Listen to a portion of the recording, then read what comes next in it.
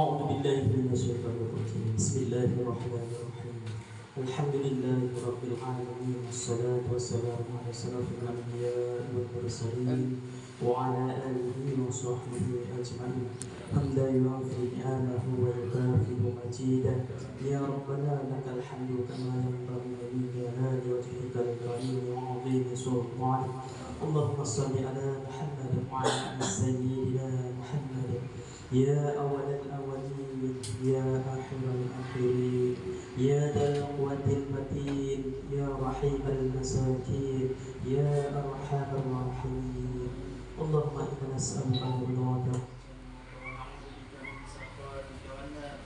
اللهم إنك عفو حليم تحب العفو فاعف عنا يا الله آمين.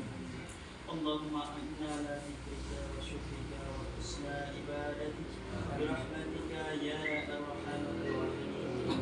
اللهم إنا نسألك سلامة في ديننا وعافية في جسدنا وزيادة في علمنا وبركة في رزقنا وتوبة قبل الموت ورحمة عند الموت ومغفرة بعد الموت. اللهم حاول علينا في سخرة الموت ونجاة من النار والأفواه من الحساب. اللهم اجعلنا من التوابين واجعلنا من المتطهرين واجعلنا من عبادك الصالحين واجعلنا من عبادك المتقين واجعلنا من عبادك المخلصين واجعلنا من عبادك الصابرين واجعلنا من أمة رسول الله محمد صلى الله عليه وسلم.